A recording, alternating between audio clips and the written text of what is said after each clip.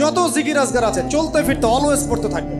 লা ইলাহা ইল্লাল্লাহ ওয়াহদাহু লা শারীকা লাহু লাহুল মুলক ওয়া লাহুল হামদ ওয়া হুয়া আলা কুল্লি শাইইন কাদির আস্তাগফিরুল্লাহাল্লাযী লা ইলাহা ইল্লা হুয়াল হাইয়ুল কাইয়ুম ওয়া আতুবু ইলাইহি লা হাওলা ওয়া লা কুওয়াতা ইল্লা বিল্লাহ। এগুলো পড়তে থাকবেন।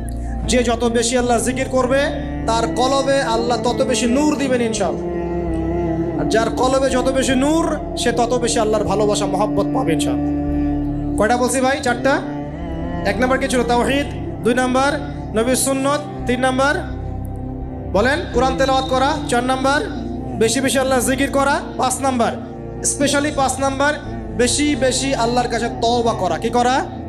যে আল্লাহর কাছে তওবা করে আল্লাহ তাকে মহব্বত করেন। আলহামদুলিল্লাহ, যে আল্লাহর কাছে তওবা করে আল্লাহ তাকে মহব্বত করেন। আমাদের নবীজি প্রত্যেক দিন 70 থেকে 100 বার আল্লাহর কাছে তওবা করতেন। বলেন সুবহানাল্লাহ। পারা যাবে তো ইনশাআল্লাহ। ছয় নম্বরটা হচ্ছে বেশি বেশি নামাজ আদায় করা। কি করা? আল্লাহকে পাওয়ার জন্য শ্রেষ্ঠ মাধ্যম হচ্ছে সেজদা করা। কি করা? আর সেজদা করা হয় সবচেয়ে শ্রেষ্ঠভাবে নামাজের মধ্য দিয়ে। কিসের মধ্য দিয়ে? ওয়াদা করতে পারি তো ইনশাআল্লাহ 5 ওয়াক্ত নামাজ পড়বো রেগুলার। আচ্ছা, এই দুনিয়াতে যত কিছু আছে, এই দুনিয়ার আকাশ বাতাস নদী নালা পানি অক্সিজেন সবকিছু কার জন্য সৃষ্টি করা হয়েছে? গরু ছাগলদের জন্য, মানুষের জন্য। মূল দায়িত্ব কার? মূল অধিকার কার? মানুষের নয় কি? তাহলে এই পুরো বিষয়গুলোকে আল্লাহ পাকের ভালোবাসার বহিঃপ্রকাশ নয়? হ্যাঁ। আচ্ছা, এবার আসেন, আল্লাহ পাক আদম আলাইহিস সালামকে সৃষ্টি করে সমস্ত নাম শিক্ষা দিয়েছেন। এই যে নাম শিখানো মানে জ্ঞান শিখানো, এই জ্ঞান শিখানোটা কি আল্লাহর দয়া ভালোবাসা নিদর্শন নয়? একটু ধরায় দিচ্ছি আপনাদেরকে। এবার সামনে আসেন, আল্লাহ পাক ফেরেশতাদের সামনে তাকে উপস্থাপন করলেন, করে বললেন সব ফেরেশতা তোমরা যারা আছো সেজদা করো আদমকে। এই যে আমাদের পিতাকে সম্মানিত করা হচ্ছে, এটা কি ভালোবাসার বহিঃপ্রকাশ নয়? এবার আমাদের পিতাকে সম্মানিত করা হলো, ইবলিস সেজদা করলো না, সে কিয়াস করলো, বাতিল কিয়াস যুক্তি দিল আমি তার চেয়ে শ্রেষ্ঠ ইত্যাদি। আল্লাহ পাক ইবলিসকে অভিশপ্ত করলেন, আমাদের পিতা তাকে জান্নাতে রাখলেন।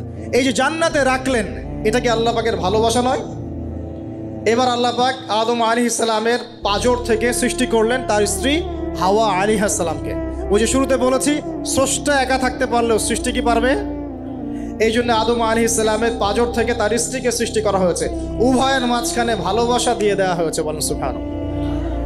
এই জিনা ভালোবাসা নিদর্শন নয়, বিয়ে শাদী হচ্ছে ভালোবাসার নিদর্শন। আল্লাহ পাক বলেছেন সূরা রুমের মধ্যে, ওয়াজআলা বাইনাহুমা মাওয়াজ্জাতা ওয়া রাহমা, আমি আল্লাহ স্বামী স্ত্রীর মধ্যে ভালোবাসা এবং হৃদ্যতা সৃষ্টি করে দিয়েছি। বলেন সুবহানাল্লাহ। তার মানে এই হারাম সম্পর্ক যেটা দেখছেন এটা হলো একটা জেনার পথ। আর যখন আমরা হালালভাবে বিয়ে শাদী করবেন, আপনারা করবেন, তখন দেখবেন আল্লাহ পাকের পক্ষ থেকে ভালোবাসা সৃষ্টি হয়ে যাবে ইনশাআল্লাহ তাআলা। অতএব ওয়াদা করতে পারি তো আল্লাহর কাছে নিজের চরিত্রকে পবিত্র রাখবো ইনশাআল্লাহ। হারাম কোনো সম্পর্কে যাব না ইনশাআল্লাহ, কোনো সহি প্রেমেও যাব না ইনশাআল্লাহ। এটা সহি প্রেম আবার কি জিনিস? দিনী ভাই দিনী বোনের মধ্যে এখন প্রেম চলে, এগুলো হয় না মাঝে মাঝে? এগুলোও বন্ধ, এগুলো বন্ধ করতে হবে। হালাল উপার্জনের সোর্স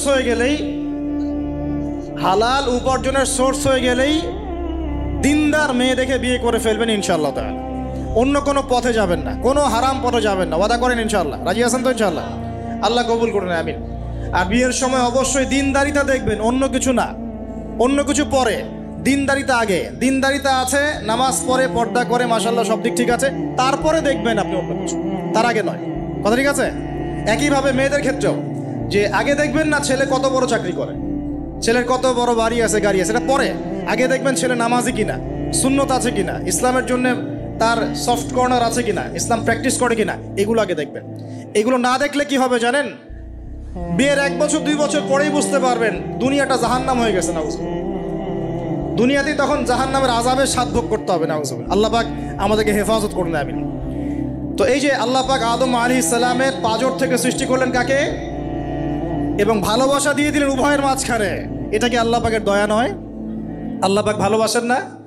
এবার দেখেন, গাছের কাছে যেতে নিষেধ করলেন। আমি কিন্তু শর্ট করে বলছি, গাছের কাছে যেতে নিষেধ করলেন, তোমরা জান্নাতে থাকো, খাও, যা ইচ্ছা করো, কিন্তু ওয়ালা তাকরাবা হাযিহিশ শাজারা, এই গাছের কাছেও যাবে না। একটা পরীক্ষা, জাস্ট একটা পরীক্ষা।